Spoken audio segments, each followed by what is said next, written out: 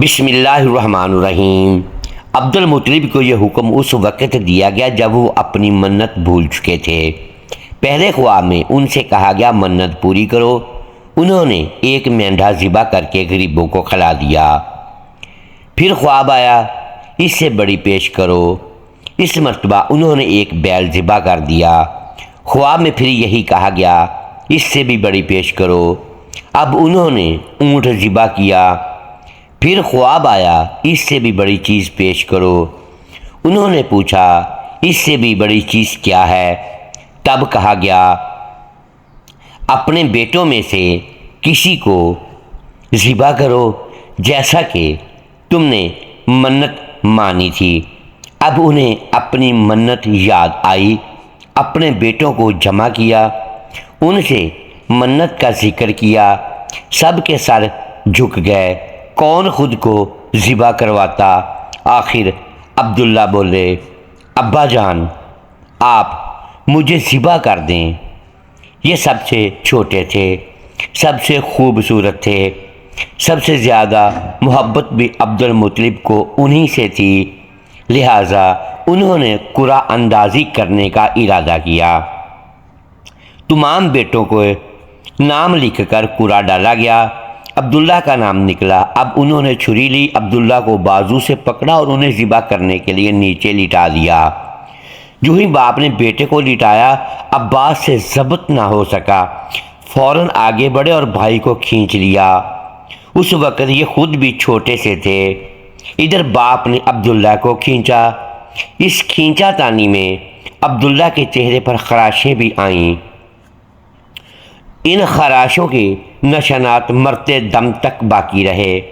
اسی دوران بنو مخزوم کے لوگ آ گئے۔ انہوں نے کہا ناظرین گرامی، آپ اس طرح بیٹے کو ذبح نہ کریں، اس کی ماں کی زندگی خراب ہو جائے گی۔ اپنے رب کو راضی کرنے کے لیے بیٹے کا فدیہ دے دیں۔ محترم ناظرین، اب سوال یہ تھا کہ فدیہ کیا دیا جائے۔ اس کی ترکیب یہ بتائی گئی کہ ایک کاغذ پر 10 اونٹ لکھے جائیں، دوسرے پر عبداللہ کا نام لکھا جائے۔ اگر 10 اونٹ والی پرچی نکلے تو 10 اونٹ قربان کر دیے جائیں۔ اگر عبداللہ والی پرچی نکلے تو 10 اونٹ کا اضافہ کر دیا جائے۔ پھر 20 اونٹ والی پرچی اور عبداللہ والی پرچی ڈالی جائے۔ اب اگر 20 اونٹ والی پرچی نکلے تو 20 اونٹ قربان کر دیے جائیں، ورنہ 10 اونٹ اور بڑھا دیے جائیں۔ اس طرح 10-10 کر کے اونٹ بڑھاتے جائیں۔ عبد المطلب نے ایسا ہی کیا، 10-10 اونٹ بڑھاتے چلے گئے۔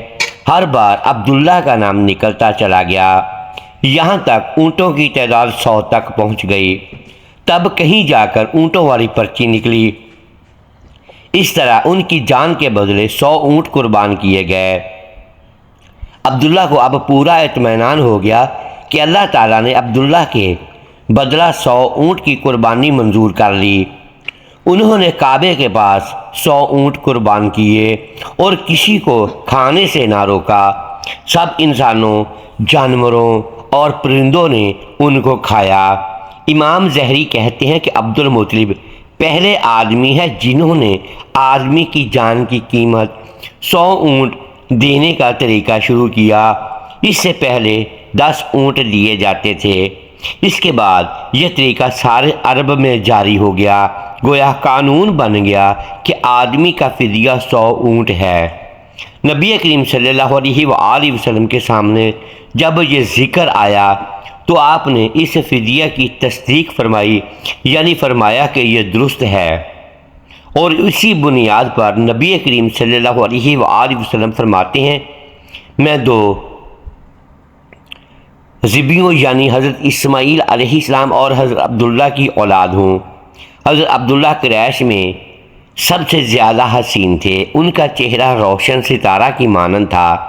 قریش کی بہت سی لڑکیاں ان سے شادی کرنا چاہتی تھیں، مگر عبداللہ کی حضرت آمنہ سے شادی ہوئی۔ حضرت آمنہ وہب بن عبد مناف بن زہرہ کی بیٹی تھیں۔ شادی کے وقت حضرت عبداللہ کی عمر 18 سال تھی۔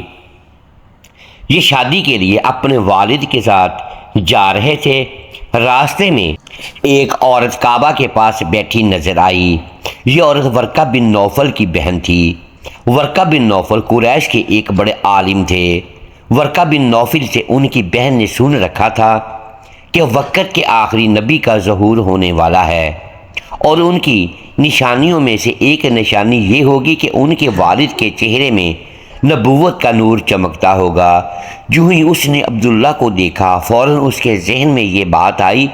اس نے سوچا ہو نہ ہو یہ وہ شخص ہے جو پیدا ہونے والے نبی کے باپ ہوں گے۔ چنانچہ اس نے کہا اگر تم مجھ سے شادی کر لو تو میں بدلے میں تمہیں اتنے ہی اونٹ دوں گی جتنے تمہاری جان کے بدلے میں ذبح کیے گئے تھے۔ اس پر انہوں نے جواب دیا میں اپنے باپ کے ساتھ ہوں، ان کی مرضی کے خلاف کچھ نہیں کر سکتا، نہ ان سے الگ ہو سکتا ہوں، اور میرے والد باعزت آدمی ہیں، اپنی قوم کے سردار ہیں۔ بہرحال ان کی شادی حضرت آمنہ سے ہو گئی۔ اب قریش کی عورتوں میں نسب اور مقام کے اعتبار سے افضل تھیں۔ حضرت آمنہ حضرت عبداللہ کے گھر آ گئیں۔ آپ فرماتی ہیں ناظرین گرامی، جب میں ماں بننے والی ہوئی تو میرے پاس ایک شخص آیا، یعنی ایک فرشتہ انسانی شکل میں آیا۔ اس وقت میں جاگنے اور سونے کے درمیان حالت میں تھی۔ عام طور پر اس حالت کو غنودگی کہا جاتا ہے۔ اس نے مجھ سے کہا تمہیں معلوم ہے تم اس امت کی سردار اور نبی کی ماں بننے والی ہو۔ اس کے بعد وہ پھر اس وقت آیا جب نبی صلی اللہ علیہ وآلہ وسلم پیدا ہونے والے تھے۔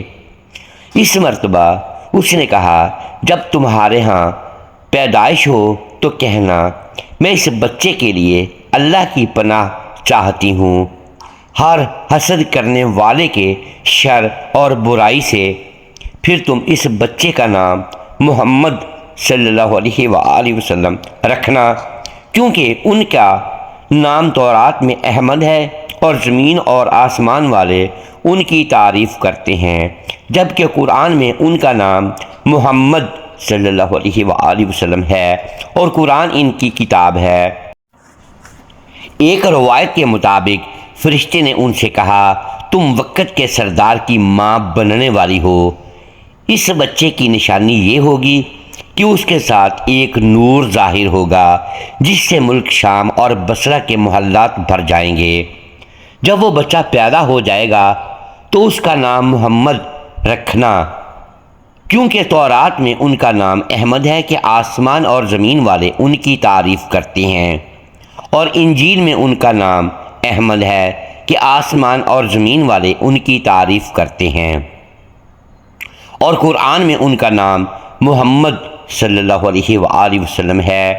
حضرت عبداللہ کے چہرے میں جو نور چمکتا تھا شادی کے بعد وہ حضرت آمنہ کے چہرے میں آ گیا تھا۔ امام زہری فرماتے ہیں حاکم نے یہ روایت بیان کی ہے کہ اس کو صحیح قرار دیا ہے کہ صحابہ رضی اللہ تعالی عنہم نے حضور نبی کریم صلی اللہ علیہ وآلہ وسلم سے عرض کیا اے اللہ کے رسول ہمیں اپنے بارے میں کچھ بتائیے۔ ناظرین گرامی، آپ صلی اللہ علیہ وآلہ وسلم نے ارشاد فرمایا میں اپنے باپ ابراہیم علیہ السلام کی دعا ہوں، اپنے بھائی عیسیٰ علیہ السلام کی بشارت ہوں اور خوشخبری ہوں۔ جب میں اپنی والدہ کے شکم میں آیا تو انہوں نے دیکھا گویا ان سے ایک نور ظاہر ہوا ہے جس سے ملک شام میں بصرہ کے محلات روشن ہو گئے۔ حضرت آمنہ نے حضرت حلیمہ سعدیہ سے فرمایا تھا ناظرین گرامی، میرے اس بچے کی شان نرالی ہے، یہ میرے پیٹ میں تھے تو مجھے کوئی بوجھ اور تھکن محسوس نہیں ہوئی۔ حضرت عیسیٰ علیہ السلام وہ آخری پیغمبر ہیں جنہوں نے آپ صلی اللہ علیہ وآلہ وسلم کی آمد کی خوشخبری سنائی ہے۔ اس بشارت کا ذکر قرآن میں بھی ہے۔ سورہ صف میں اللہ تعالیٰ فرماتے ہیں، اور اسی طرح وہ وقت بھی قابل ذکر ہے جبکہ عیسیٰ ابن مریم علیہ السلام نے فرمایا کہ اے بنی اسرائیل، میں تمہارے پاس اللہ کا بھیجا ہوا آیا ہوں کہ مجھ سے پہلے جو تورات آ چکی ہے میں اس کی تصدیق کرنے والا ہوں، اور میرے بعد جو ایک رسول آنے والا ہے ان کا نام مبارک احمد ہوگا، میں ان کی بشارت دینے والا ہوں۔ اب چونکہ حضرت عیسیٰ علیہ السلام یہ بشارت سنا چکے تھے، اس لیے ہر دور کے لوگ آپ صلی اللہ علیہ وآلہ وسلم کی آمد کا بے چینی سے انتظار کر رہے تھے۔ ادھر آپ کی پیدائش سے پہلے ہی حضرت عبداللہ انتقال کر گئے۔ سابقہ کتب میں آپ کی نبوت کی ایک علامت یہ بھی بتائی گئی ہے کہ آپ کے والد کا انتقال آپ کی ولادت سے پہلے ہو جائے گا۔ حضرت عبداللہ ایک تجارتی قافلے کے ساتھ تجارت کے لیے گئے تھے، اس دوران بیمار ہو گئے اور کمزور ہو کر واپس لوٹے۔ قافلہ مدینہ منورہ سے گزرا تو حضرت عبداللہ اپنی ننہال یعنی بنو نجار کے ہاں ٹھہرے۔ ان کی والدہ بنو نجار سے تھیں، 1 ماہ تک بیمار رہے اور انتقال کر گئے، انہیں یہیں دفن کر دیا گیا۔ تجارتی قافلہ جب حضرت عبداللہ کے بغیر مکہ مکرمہ پہنچا اور عبد المطلب کو پتہ چلا کہ ان کے بیٹے عبداللہ بیمار ہو گئے ہیں اور مدینہ منورہ میں اپنی ننہال میں ہیں، تو انہیں لانے کے لیے عبد المطلب نے اپنے بیٹے زبیر کو بھیجا۔ جب یہ وہاں پہنچے تو عبداللہ کا انتقال ہو چکا تھا۔ مطلب یہ کہ آپ صلی اللہ علیہ وآلہ وسلم اس دنیا میں اپنے والد کی وفات کے چند ماہ بعد تشریف لائے۔ محترم ناظرین، ویڈیو کا بقیہ حصہ جاننے کے لیے ویڈیو کو لائک کیجیے، چینل کو سبسکرائب کیجیے اور بیل آئیکن پریس کر دیں تاکہ ہر نئی آنے والی ویڈیو کا نوٹیفیکیشن آپ تک بروقت پہنچ سکے۔ تب تک کے لیے اجازت دیجیے گا۔ شکریہ۔ اللہ حافظ۔